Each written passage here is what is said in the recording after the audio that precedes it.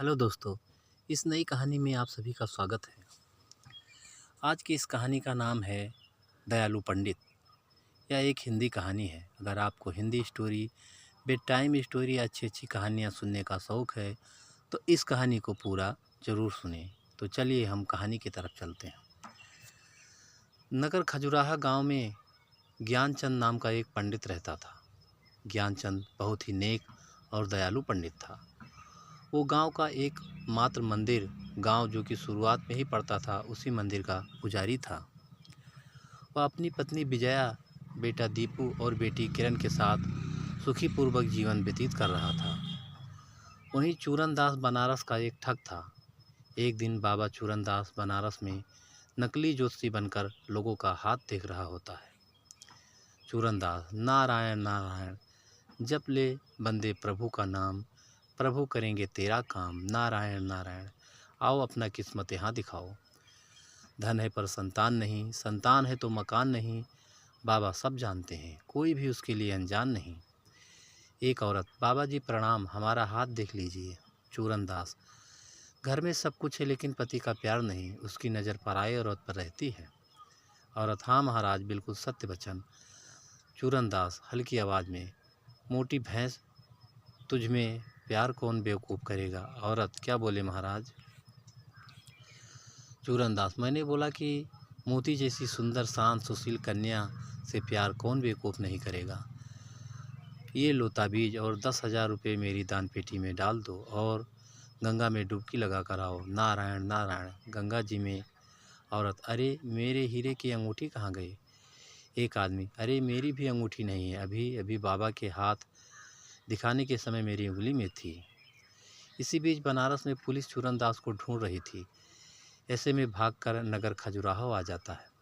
चूरनदास, नारायण नारायण जप ले बंदे प्रभु का नाम, प्रभु करेंगे तेरा काम, नारायण नारायण। ज्ञानचंद, अरे पंडित जी, आप बाहर से आए हो, लगता है बहुत गर्मी है, आओ कुछ रसपान ही कर लो, फिर गांव में जाना। क्या नाम है तुम्हारा। चूरनदास, घर है मेरा बनारस के पास, नाम है मेरा बाबा चूरनदास। चाचा, आप तो इस गांव के पंडित हो, कैसा है यह गांव, ये नगर खजुराहा। ज्ञानचंद, बहुत ही अच्छा गांव है पंडित जी, गांव का एकमात्र मंदिर है और सारा धन चढ़ावा इसी मंदिर में चढ़ाया जाता है। प्रभु की कृपा से यहाँ कोई कमी नहीं है, सभी लोग अच्छे और धार्मिक हैं। चूरनदास, वाह, कैसा सुना था वैसा ही आपने बताया। ज्ञानचंद, जैसा आप सोच रहे हैं उससे भी अधिक अच्छा गांव है, आओ मैं तुम्हें अपना गांव घुमाता हूँ। चूरनदास, नारायण नारायण बहुत ही नेक विचार है आपका, नाम मेरे गुरुतुल्य है, जैसी आपकी इच्छा। जब ले प्रभु प्रभु का नाम, प्रभु करेंगे तेरा काम, नारायण नारायण। गांव वाले बाबा चूरनदास का बहुत अच्छा स्वागत करते हैं और उन्हें यथाशक्ति दान दक्षिणा देकर विदा करते हैं। भारी मात्रा में दान धन संपत्ति पाकर चूरनदास अपने घर चला जाता है, लेकिन लालची चूरनदास सोचता है कि जब वह एक दिन में गांव वालों से इतना धन संपत्ति एकत्र कर पाया है, तो पंडित ज्ञानचंद कितना कमा रहा होगा। यह सोचकर वह कुछ दिनों बाद फिर पंडित ध्यानचंद के पास पहुंचता है। चूरनदास, चाचा, वो मेरे चाचा, देखो आपका चेला चूरनदास आया है। ज्ञानचंद, अरे बाबा चूरनदास, कैसे हो बंधु। चूरनदास, बस गुरुजी, आपकी कृपा से सब ठीक है, जब से मैं आपसे मिला हूँ तब से चैन से सो नहीं पाया। बार बार मेरा दिल कहता है कि मैं आपके चरणों में पड़ा रहूं, मेरे सच्चू गुरु आप ही हो, मुझे अपनी शरण में ले लो महाराज। ज्ञानचंद, अरे चूरनदास, आओ आओ, तुम्हारे जैसा शिष्य पाकर मैं धन्य हो गया। इतना नेक विचार रखने वाले लोग अभी इस ज़माने में कम ही मिलते हैं। मुझे भी एक सहायक की ज़रूरत थी, इतने बड़े गांव में एक ही मंदिर होने के कारण मुझे घर बार के लिए समय ही नहीं मिल पाता। चूरनदास, गुरुजी आप महान हो, आप मेरे लिए साक्षात भगवान हो, आपका शिष्य बनकर मैं धन्य हो गया। बहुत ही भाग्य से आए हो चूरनदास, आज गांव के सरपंच हुकुमचंद की बेटी की शादी है, वहां पर गांव के लोग इकट्ठा हो गए, वहां सभी से मैं तुम्हारा परिचय करवा दूंगा। सरपंच हुकुमचंद की बेटी की शादी में ज्ञानचंद बाबा चूरनदास का परिचय अपना शिष्य के रूप में करवाते हैं। गांव की सभी लोग ज्ञानचंद पर अटूट विश्वास रखते हैं और उनके प्रति काफ़ी श्रद्धा थी, इसीलिए वो ज्ञानचंद के साथ साथ बाबा चूरनदास को भी दान दक्षिणा देकर विदा करते हैं। जल्द ही बाबा चूरनदास ज्ञानचंद की तरह सारे गांव में फेमस हो जाता है। लोगों का विश्वास जीतने के बाद एक दिन चूरनदास, गुरुजी आपको गैस की समस्या है क्या? ये गोली 1 सप्ताह तक सेवन कीजिए, हमेशा के लिए गैस दूर हो जाएगी। ज्ञानचंद, अरे बेटा, ये गैस मेरे मरने के बाद ही जाएगा। बहुत सी जड़ी बूटी और दवा का सेवन करके देख लिया। लाओ तुम्हारी गोली भी खाकर देख लेता हूँ। ज्ञानचंद गोली का सेवन करने लगता है। चूरनदास उसको गोली में नशीली वस्तु मिलाकर देता था, जिसके कारण धीरे धीरे ज्ञानचंद की हालत बिगड़ने लगती है और वो पागलों जैसी हरकतें करने लगता है। एक दिन चूरनदास भगवान के मुकुट को, जो कि 15 किलो सोने से बना था, उसे गायब कर ज्ञानचंद के घर में रख देता है और ज्ञानचंद को फंसा देता है। सरपंच, पुजारी जी, भगवान का मुकुट कहाँ है? ज्ञानचंद, मुझे नहीं मालूम सरपंच जी कि मुकुट कहाँ गया। सरपंच, बाबा चूरनदास, आपको कुछ मालूम है कि मुकुट कैसे गायब हो गया? चूरनदास, कल रात पंडित जी मुकुट की साफ सफाई कर रहे थे। जब मैंने पूछा कि सुबह साफ कर लेते हैं, तो उन्होंने कहा कि सुबह मंदिर में लोग पूजा करने आ जाते हैं, उन्हें समय नहीं मिलता। फिर मैं सोने चला गया। सरपंच, हमारे गांव में ये पहली बार हुआ है कि मंदिर से कुछ भी चीज़ें इधर उधर हुई है।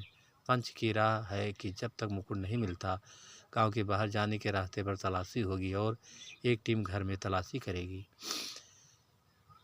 कासगंज गांव के सारे घरों की तलाशी ली जाती है। तीसरे दिन ज्ञानचंद के घर से मुकुट मिलता है। सरपंच, ज्ञानचंद, तुम्हारे घर से भगवान का मुकुट मिला है, वो भी 3 दिन बाद।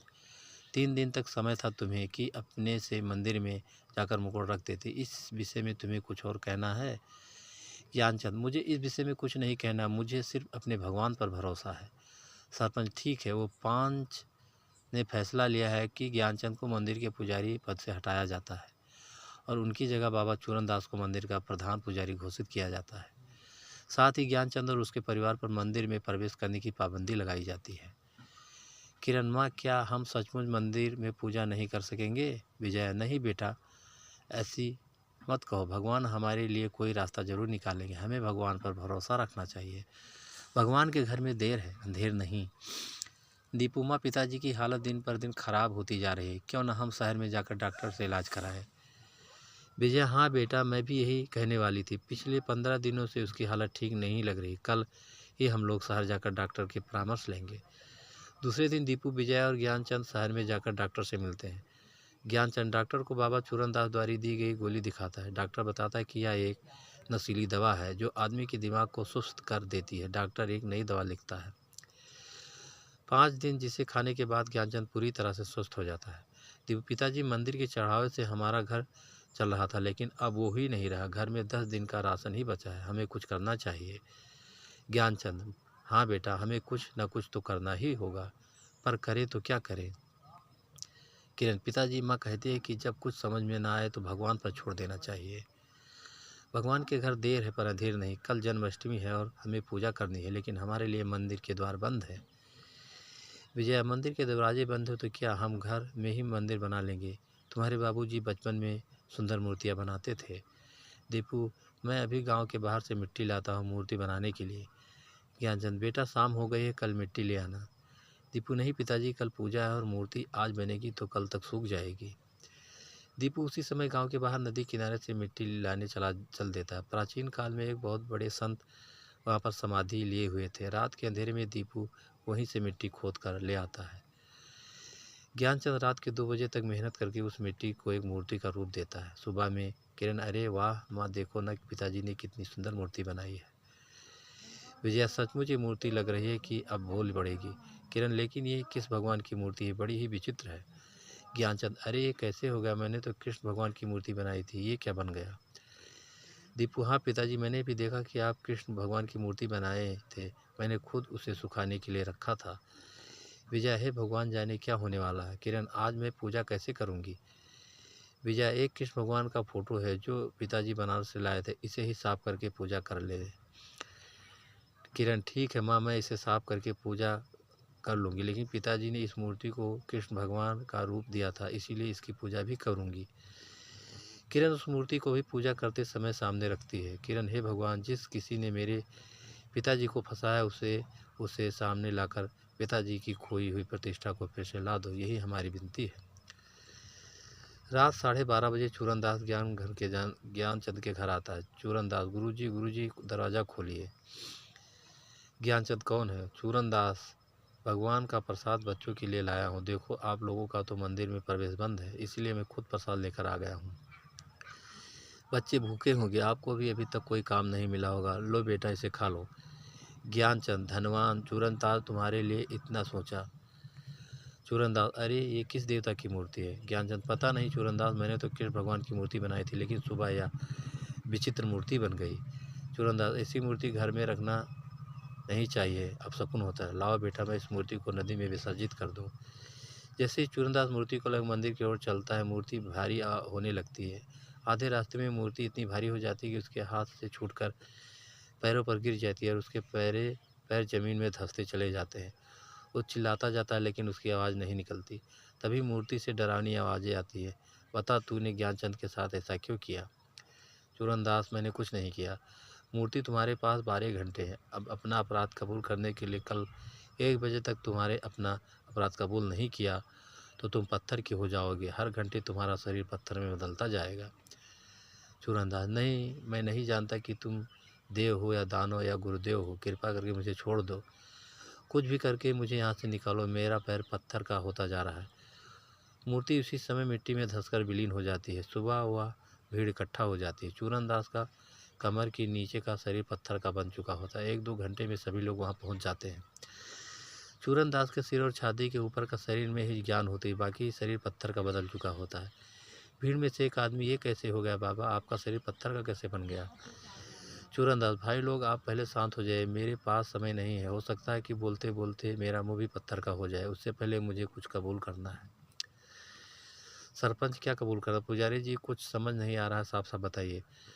चूरनदास मैं कोई पुजारी नहीं हूँ, बनारस का एक ठग हूँ। जब मैं यहाँ आया तब से यहाँ के लोगों का दान दक्षिणा देखकर मुझे लालच आ गया।